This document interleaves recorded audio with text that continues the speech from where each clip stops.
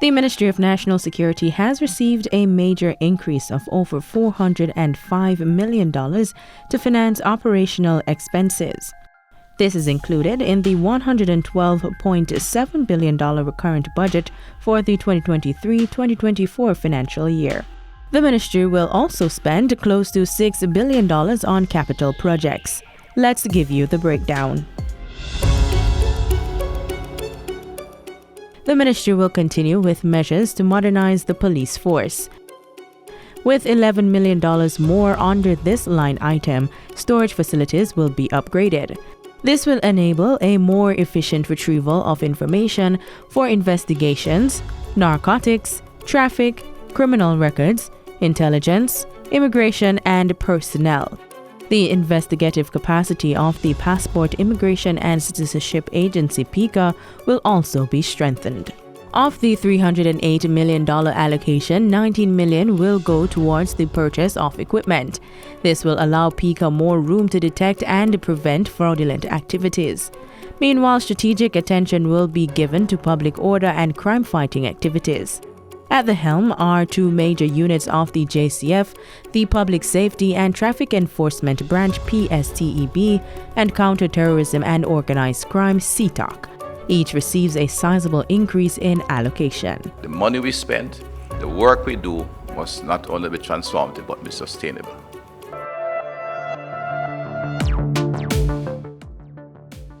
Infrastructure development and capacity building is the goal of the 6 capital projects to be undertaken in the 2023-24 financial year. Close to $6 billion is earmarked for these. Among them is the construction of Police Divisional Headquarters in Westmoreland and St. Catherine North. Both projects are being financed through the Consolidated Fund. The facilities are expected to increase the capacity and comfort of officers. The ministry is also within target of completing the Forensic Pathology Autopsy Suite building in the new financial year. 50% of construction has been achieved to date.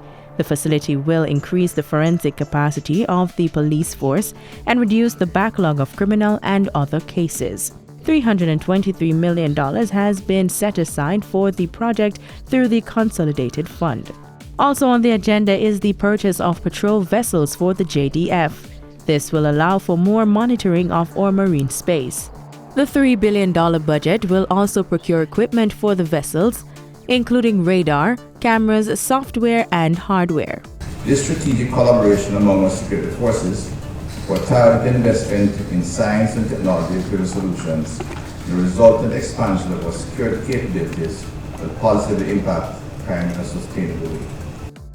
As the ministry expands the rollout of technology in its operation, $900 million will purchase equipment for the Cybersecurity Initiatives project. The Jamaica Eye program has been significantly bolstered under this initiative. The investment in the police force will give them the capacity to do what we expect of them, which is to ensure good quality law and order and efficiency in apprehending and prosecuting criminals.